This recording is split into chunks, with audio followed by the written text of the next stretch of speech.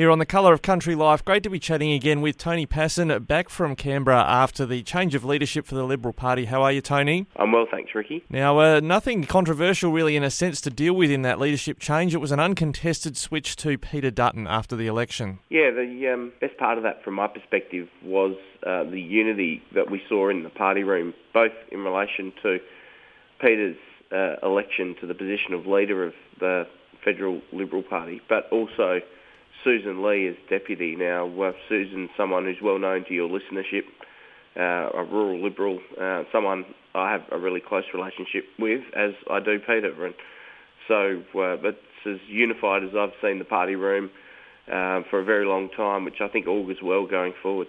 Now, the thing hasn't escaped our notice that both the National and Liberal leadership sees a Queensland leader and a New South Wales-based deputy leader. What does that mean for South Australia? Is there anything to be concerned about there?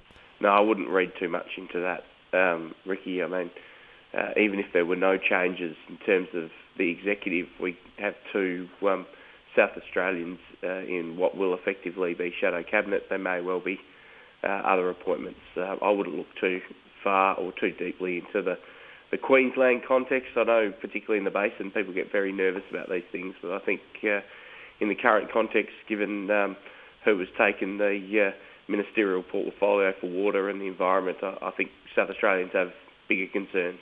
Yeah, let's talk about that. I want to talk about Shadow Cabinet a bit later, but Tanya Plibersek, there's been sort of talk about whether Mr Albanese has shunted her or sidelined her to another position, but this was a portfolio held in shadow by Terry Butler, who lost her own seat to the Greens. What do you make of Tanya Plibersek as really the new Water Minister in control of what's happening federally with the Murray-Darling Basin? Well, firstly, it's definitely a shunt sideways, if not backwards, for Tanya. I mean, she's gone from education to the environment and water, which is a less senior portfolio. My concern is very much around the environment and water portfolios. I mean, I think environment is so intrinsically linked to what we do in rural, regional, remote Australia. Getting the balance right between production and protection is important. What we saw in the Gillard-Rudd years was the pendulum swung far too much in favour of protection and against production. Farmers felt the brunt of that, and I'm very concerned that Tanya Plibersek, who effectively is an inner city, CBD member of Parliament, who faces a very strong challenge from the Greens in her own electorate, will be very strongly pro the environment at the cost of farmers. Now, that's my initial assessment. As concerned as I am about that, I'm petrified about her being in charge of our national water policy. She doesn't live in the basin. It'll be for her to convince me and others that she has an appreciation for the very complicated nature of the Murray-Darling Basin Agreement and its super intricate arrangements, which are so important to the 2 million Australians who live in the basin and for the around 40% of our horticultural production that's produced inside it. I'm concerned, as I've been for a long while, about Labor's policy on the basin around water buybacks, and I've got to tell you, I'm all the more concerned about a minister who didn't have the carriage of that portfolio as a shadow minister, being effectively lumped with this massive responsibility as it relates to rural, regional and remote Australians. Well, it occurs to me as well, these teal independents and those that are backing them that have given the Liberals a bit of a hiding in inner city areas have sort of indicated that their next target could be Labor inner city seats, and the big concern they've had is climate change. The Australia Institute, which has been a think tank that Labor is pretty close to, continually has attacked these carbon credit schemes on the land, saying that they're being rorted and all people that farmers are doing planting trees and getting paid to do it. It does signal that there might be even less in it for those farmers that want to go down the tree planting path under a Labor government. Well, the tree planting path, the soil, carbon sequestration, all those issues where I think agriculture had an opportunity to take advantage of a net zero target by 2050, provided that we back technology, not taxes. I think given these teal independents are looking at a far more aggressive emissions reduction target. I mean, I heard one of them yesterday talk about a 60% by 2030. I mean, Ricky, it's 2022.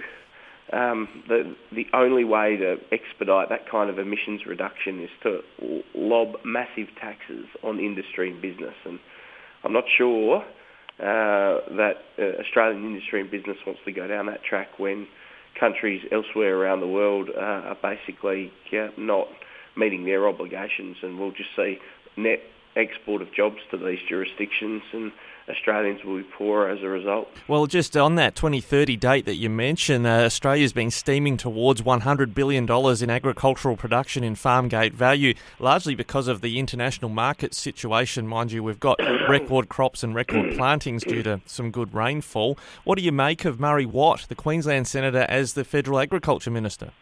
I've got to say, and this is a failing on my part, Ricky, I've never had a lot to do with Senator Watt. I do note that, with in the absence of Joel Fitzgibbon in the Australian Labor Party, you look around the room and I don't think there are too many of them connected to agriculture in any direct sense. So that's a huge concern. Well, last time we saw Joe Ludwig, the Senator for Labor, when he was Agriculture Minister, the knee-jerk reaction to an ABC documentary about live export did massive damage to the cattle industry. And to the Commonwealth. You recall that there was the Brett cattle case that we, as Commonwealth taxpayers, had to compensate, rightly, northern cattlemen. And it's a good opportunity to remind your listeners that Labor has a pretty clear policy stated well before the election to end the live sheep trade. And we all know what happens if they're successful doing that. Not only will it impact the sheep meat industry, but the next target will be the live cattle industry. And then there'll be other targets inside Australian agriculture. These are nervous times, I've got to say. You mentioned on the land. You mentioned live export. Susan Lee, it's been reported, backs Labor's sheep export plan, according to Sky News yesterday at least. Is that correct? Well, I saw that report too. Susan has been an opponent for some time, but let's not forget that she is now deputy leader of the Liberal Party. The Liberal Party has a position to support live exports under the ECAS structures and systems, and so Susan is bound, as are all members of the executive, by that policy position. Now, lastly, Tony, the Shadow Ministry, are we going to see T. Pasin in the lineup, one of those two South Australian seats?